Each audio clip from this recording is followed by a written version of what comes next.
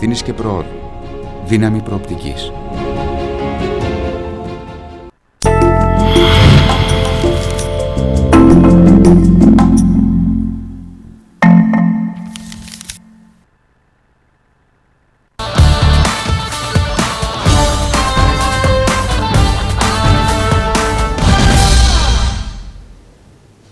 Επιστροφή λοιπόν κυρίες και κύριοι εδώ στην εκπομπή μας, 25 10 23 10 33 το τηλέφωνο για την επικοινωνία σας μαζί μας. Σε αυτό το μέρος της εκπομπής μας φιλοξενούμενος είναι ο κύριος Κώστας Τζιδημόπουλος, είναι υποψήφιος δημοτικός σύμβουλος για το Δήμο της Καβάλας με το Συνδυασμό Κοινωνική Αποτελεσματική Παρέμβαση και υποψήφιο δήμαρχο για το Δήμο της Καβάλας, τον κύριο Βαγγέλη Παπά. Κύριε Τζιδημόπουλε, καλησπέρα, καλώς ήρθατε. Καλή επιτυχία να ευχηθώ στην υποψηφιότητά σας. Θα ήθελα λίγο ένα σύντομο σχόλιο για την. Γιατί εκτός των άλλων είστε και πολίτης, είστε επαγγελματίας που δραστηριοποιείστε στο Δήμο της Καβάλας. Ένα σύντομο σχόλιο για τα όσα σας λένε οι πολίτες για την κατάσταση αυτή τη στιγμή στο Δήμο της Καβάλας, της καθημερινότητας, των παραπώνων και των προβλημάτων των οποίων σας λένε ότι έχουν οι πολίτες. Όταν πάτε και τους λέτε ότι είστε κι εσείς υποψήφιος δημοτικός σύμβουλος. Κοιτάξτε, αυτό που αντιλαμβάνομαι και ακούω καθημερινά όπου και αν στέκομαι είναι καταρχήν ο έντονος προβληματισμός των κατοίκων της πόλης και όλων των πολιτών με το τι πρόκειται να συμβεί στο άμεσο μέλλον στα δημοτικά πράγματα της Καβάλας. Καταρχήν, μέχρι τώρα εισπράττω προβληματισμό, εισπράττω παράπονα από το πιο μικρό μέχρι και το πιο μεγάλο κομμάτι που αφορά αυτή την πόλη και τη λειτουργία της κατ' επέκταση. Θεωρώ καταρχήν, σαν συμπέρασμα από αυτό που έχω εισπράξει, κύριε Ταράπατση, ότι υπάρχει μια έντονη δυσαρέσκεια των πολιτών για τη διοίκηση που ασκήθηκε αυτά τα 8 χρόνια. Σαν πρώτη φάση, δηλαδή, θα ήθελα να σας επισημάνω μόνο αυτό. Αν θέλετε να το εξειδικεύσουμε, θα μπορούσαμε να το κάνουμε στην πορεία. Θα ήθελα να πάμε λίγο στο θέμα των προγραμμάτων, του προγράμματος μάλλον, που παρουσιάζει ο επικεφαλής του συνδυασμού σας, ο κύριος Παπάς. Θα ήθελα λίγο να μου πείτε στο θέμα της κρουαζιέρας, γιατί έχει επισημανθεί τις προηγούμενες ημέρες από τις ομιλίες του κυρίου Παπά, το τι μπορεί να γίνει. Η διοίκηση του συγκεκριμένη, του κυρίου Δημάρχου, του κυρίου Σιμιτζή, αναφέρει ότι έχει κάνει αρκετά πάνω στο κομμάτι αυτό. Πέρσι ήταν πολύ λίγα τα κρουαζιερόπλαια, φέτος τα πολλαπλασίασε, στοχεύει σε πολλά πράγματα πάνω στον τουρισμό, για να μην κάνω την προεκλογική εκστρατεία του κύριου Σιμιτζή. Τι σκέφτεστε εσείς να κάνετε στο κομμάτι του κρουαζιεροπλοίου? Ακούστε, εμείς έχουμε μια διαφορετική αντίληψη όσον αφορά τον τουρισμό και την κρουαζιέρα και έχουμε βάλει τον πύχη πάρα πολύ ψηλά. Γιατί έχουμε σαφή προσανατολισμό καταρχήν. Ο προσανατολισμός μας είναι καταρχήν να μετατρέψουμε την πόλη και το Δήμο μας σε μια πόλη με τα χαρακτηριστικά της πόλης που θα φιλοξενήσει τα επόμενα χρόνια σε πολύ μεγαλύτερα μεγέθη κατοίκους που θα την επισκέπτονται. Έτσι λοιπόν, αν και δεν είμαστε καθόλου μηδενιστές και δεν λέμε ότι κακώς ήρθαν 2 και 3 κουραζιερόπλια με τη μορφή της διέλευσης από εδώ, εμείς έχουμε βάλει ως μεγάλο στόχο και ως ναυαρχίδα του τουρισμού του προγράμματός μας την αφετηρία της κουραζιέρας με την πόλη της Καβάλας. Χθες πραγματοποιήσαμε μια πολύ σημαντική ημερίδα στο ξενοδοχείο Ωκεανής που ήταν ανοιχτή για όλο τον κόσμο.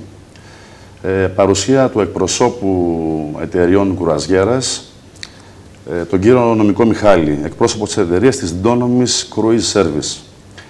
Εκεί καταγράφηκαν και ακούστηκαν τόσο σημαντικά και σπουδαία ζητήματα, όσον αφορά καταρχήν την σπουδαία γεωστρατηγική θέση της Καβάλας και το πώς θα επιλεγόταν με μεγάλη ευκολία για να κάνουμε το λιμάνι και την Καβάλα αφετηρία κουραζιέρας, αν εμείς όλα αυτά τα χρόνια είχαμε επενδύσει σε κάποια συγκεκριμένα ζητήματα που απαιτούν αυτοί οι άνθρωποι που επενδύουν στην κουραζιέρα. Να σας πω μόνο, κύριε Ταράπατση, ενδεικτικά ότι η Ελλάδα κατέχει την τρίτη θέση στην Ευρώπη σε κουραζιέρα αφετηρίας και αυτό γιατί η αδράνεια δεν είναι μόνο στο Δήμο Καβάλας, είναι πανελλήνια, ακόμα και στα μεγαλύτερα λιμάνια της χώρας. Να φανταστείτε πως αναφέρθηκε ενδεικτικά το λιμάνι της Ρόδου, όπου δεν διαθέτει στον τερματικό σταθμό ούτε καν τουαλέτες.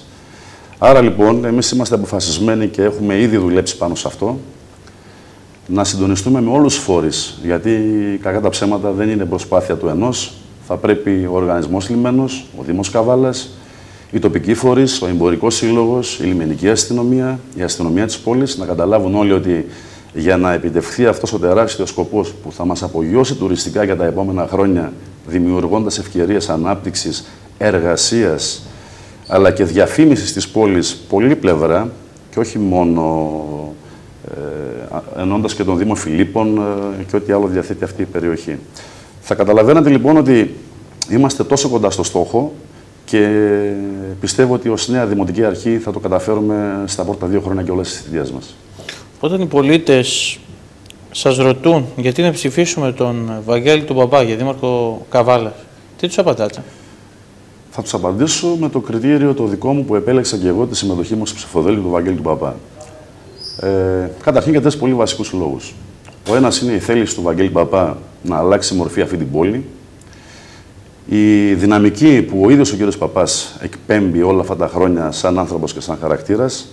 Και το σημαντικότερο είναι η αποφασιστικότητα αυτού του ανθρώπου, ο οποίος όλα αυτά τα χρόνια που δραστηριοποιείται στην πόλη φοιτητής ερχόμενος, έχει αποδείξει ότι είναι για να παλεύει υψηλούς στόχους, να βάζει τον πύχη ψηλά και να μην ασχολείται με μικροπολιτικές και με στόχους που δεν είναι αντάξει των δημοτών και δεν δημιουργούν βασικά εργασία, απασχόληση και ανάπτυξη.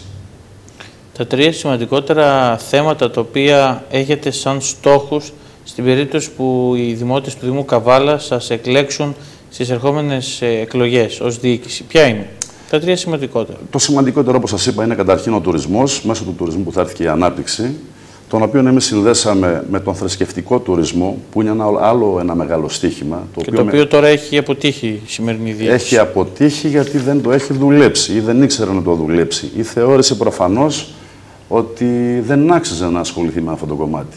Δυστυχώς δεν είναι έτσι. Έχουμε την τύχη στον πρώην Δήμο Φιλίππο και νυν την περιοχή πλέον στο Δήμο Καβάλας να φιλοξενούμε ένα από τα μεγαλύτερα και από τους μεγαλύτερους αρχαιολογικούς χώρους, να βρίσκεται το μοναστήρι της Αγίας Λιδίας, το πρώτο βαφτιστήριο στην Ευρώπη, τα λασπόλουτρα, οι κρινίδες κτλ. Όλο αυτό εμείς θέλουμε να το εξελίξουμε και να το πουλήσουμε ως πακέτο. Έτσι λοιπόν, μέσα από αυτήν την πρώτη δράση που σας αναφέρω καταρχήν, θα επιτευχθεί και ο πρώτος μεγάλος σκοπός. Πολύ σημαντικό για μας είναι καταρχήν και το θέμα της διοίκησης του Δήμου. Είναι ένα πολύ σημαντικό κομμάτι και είναι άλλος ένας βασικός παράγοντας που πίστεψα στον Βαγγέλη τον Παπά, γιατί όλα αυτά τα χρόνια έχει αποδείξει έμπρακτα ότι έχει τεράστιες διοικητικές ικανότητες, διαχειριζόντας ο ίδιος μια εταιρεία μοναδική στην Ελλάδα, αυτή της παραγωγής και εξόρυξης πετρελαίου, με αποτελέσματα μάλιστα που θα ζηλεύανε και Golden Boy που πληρώνονται μάλιστα και πάρα πολύ ακριβά, χωρίς καν τέτοια αποτελέσματα. Όσο αφορά την ανακούφιση των συμπολιτών στο κοινωνικό κομμάτι, στο κομμάτι το οποίο πραγματικά δεν είναι ικανοποιημένοι οι δημότες, αυτό τουλάχιστον μου μεταφέρουν εμένα. Ότι στο κοινωνικό κομμάτι η διοίκηση του Δήμου Καβάλας, αν δεν μπορούμε να πούμε ότι έχει αποτύχει, τουλάχιστον δεν τα πάει και τόσο καλά και αυτό μεταφέρουν οι δημότες. Τι έχετε στο πρόγραμμά σας για το κοινωνικό κομμάτι και μέτρα ανακούφισης ίσως, τα οποία προβλέπετε για να βοηθήσετε τους συμπολίτες μας σε αυτές τις οικονομικές δυσκολίες που έχουν και έχουμε όλοι μας? Κοιτάξτε, εδώ έχει παρατηρηθεί για άλλη μια φορά μια λάθος πολιτική. Καταρχήν, όταν μιλάμε για ευαίσθητες ομάδες, κύριε Ταράπατση, θα πρέπει τον πρώτο λόγο να έχουν αυτές οι ευαίσθητες ομάδες. Ναι, συζητάμε για όλα, ναι, μιλάμε για όλα, αλλά υπάρχουν περιπτώσεις πολιτών οι οποίοι θα έπρεπε οι ίδιοι να συνδράμουν σε προτάσεις και ο Δήμος να είναι αυτός που θα υλοποιεί. Μπορώ να σας αναφέρω για παράδειγμα το Σύλλογο των ΑΜΕΑ που έχουμε επισκεφτεί. Την χάνει να έχω πάρα πολλούς φίλους στο σύλλογο αυτό και τα παράπονά τους είναι από απλά, όταν λέω απλά εννοώ την καθημερινότητά τους, από μια απλή διέλευση, από μια απλή διάβαση. Και εκεί τελειώσαμε. Δηλαδή, νομίζω ο Δήμος ότι λύνει τα προβλήματα όταν φτιάχνει κάποιες μπάρες για να περνάνε κτλ.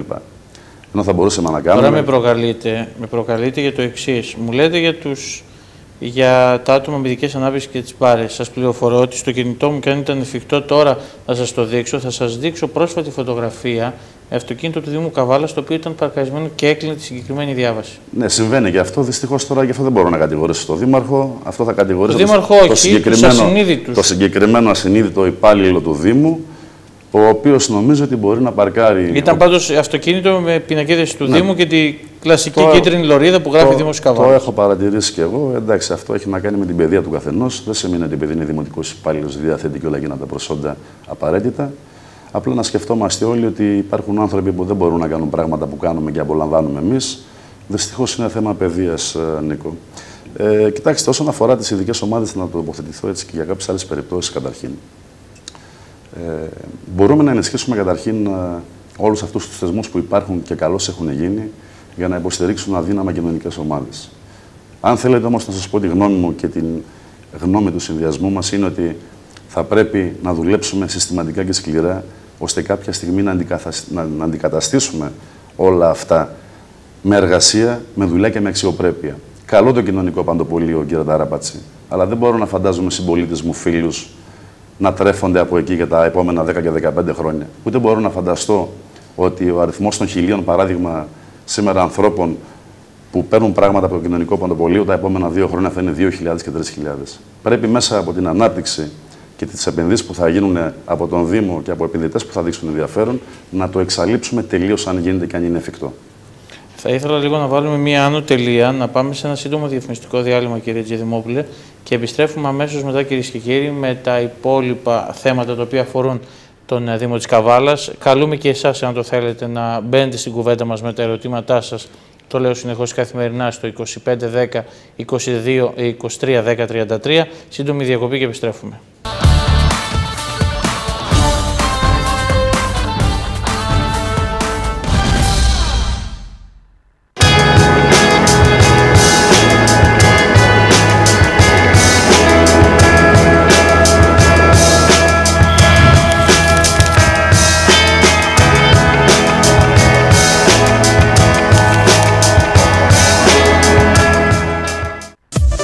Συνεργείο αυτοκινήτων παντός τύπου Τόλιας Ιωάννης. Με σύγχρονα διαγνωστικά μηχανήματα και μεγάλη ποικιλία ανταλλακτικών.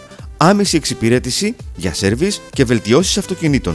Ειδικές κατασκευές. Air condition. Ευθυγράμμιση. Ζυγοστάθμιση. Έλεγχος κταίο. Η εμπειρία μας, εγγύησή σας.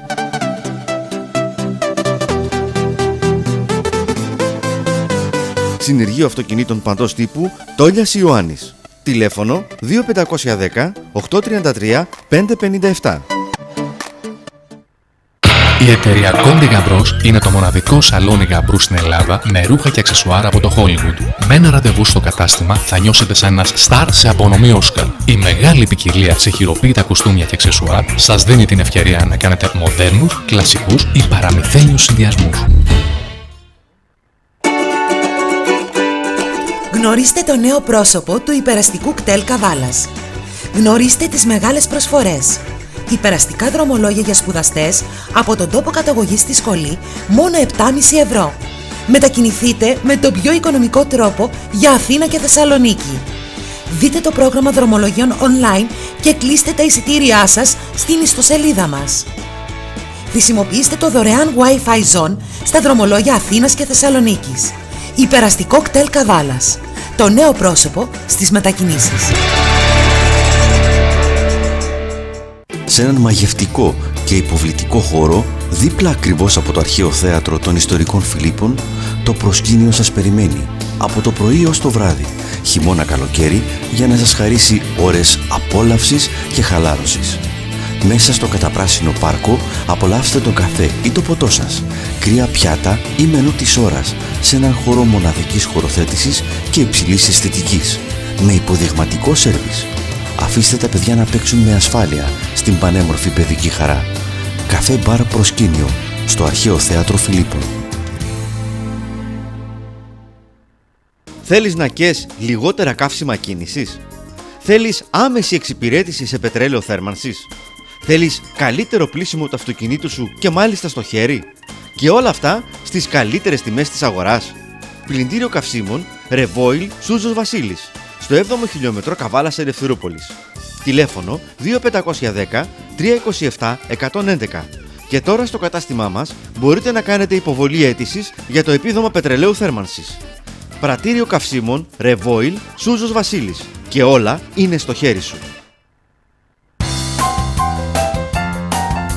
Όταν κάθε ευρώ μετράει, μετρήστε ποικιλία, μετρήστε ποιότητα και ελάτε στο σούπερ μάρκετ Λατσούρης. Εδώ η εξυπηρέτησή σας μετράει. Ό,τι θέλετε, στις τιμές που θέλετε. Επώνυμα προϊόντα, ασυναγώνιστες τιμές. Σούπερ μάρκετ Λατσούρης, στη Σκάλα Ραχωνίου, Θάσος. Τηλέφωνο 25 93 0 81 453. Σούπερ μάρκετ Λατσούρης. Η οικονομία έχει όνομα.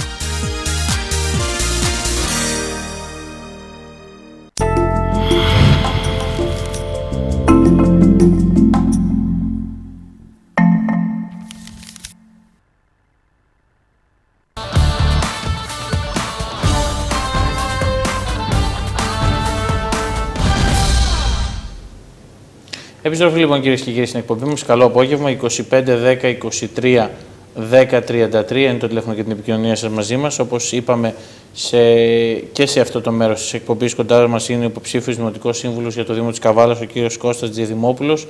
Όπως είπαμε, είναι υποψήφιος με το Συνδυασμό Κοινωνική Αποτελεσματική Παρέμβαση και υποψήφιο δήμαρχο για το Δήμο της Καβάλας, τον κύριο Βαγγέλη Παπά.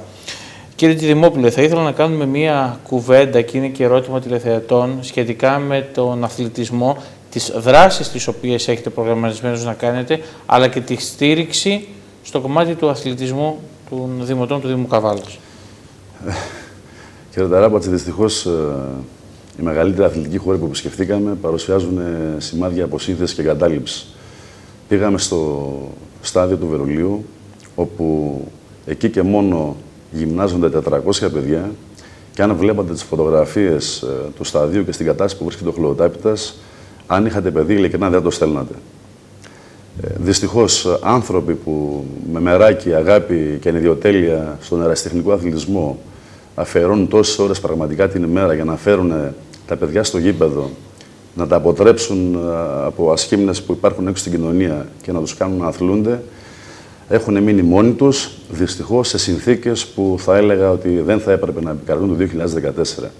Αναφορικά, να σας πω μόνο ότι όλα αυτά τα χρόνια η εγκατάλειψη στο συγκεκριμένο στάδιο, που έχει και μια ιστορική σημασία, διότι παίξαν εκεί πέρα ιστορικές ομάδες και έχει και το όνομα της Άννας Βερούλη, θα μπορούσε κάλλιστα να το εντάξουμε σε ένα πρόγραμμα και ο χλωοτάπητας αυτός που τόσα λεφτά έχουν ξοδευτεί και είναι σε κακή κατάσταση για τη συντήρηση και όλη τη διαδικασία που απαιτεί ένα γήπεδο χόρτου, να μπει ένα πλαστικό ταρτάν, τα οποία διατίθενται σήμερα στην αγορά. Δεν είναι τόσο ακριβά όσο φαντάζονται κάποιοι, αλλά για 15 χρόνια υπάρχουν εγγύησεις ότι θα μπορούν να γυμνάζονται 3 και 4 ομάδες, αλλά και οι ακαδημίες. Δυστυχώς, σε όποιον αθλητικό χώρο και να πάτε, θα διαπιστώσετε τα ίδια προβλήματα. Το ίδιο συνέβη πρόσφατα με την ανακοίνωση ότι μετά την 31 Δευτέρου του 2014, τα κλειστά μας γυμναστήρια θα είναι δύσκολο να αδειοδοτηθούν, έτσι ώστε μέσα να υπάρχει κόσμος, σύλλογοι και να γυμνάζονται. Η πρόταση λοιπόν είναι καταρχήν ότι δεν θα αφήσουμε κανένα κομμάτι του αθλητισμού, ιδιαίτερα του ερασιτεχνικού αθλητισμού αυτής της πόλης, να παλεύει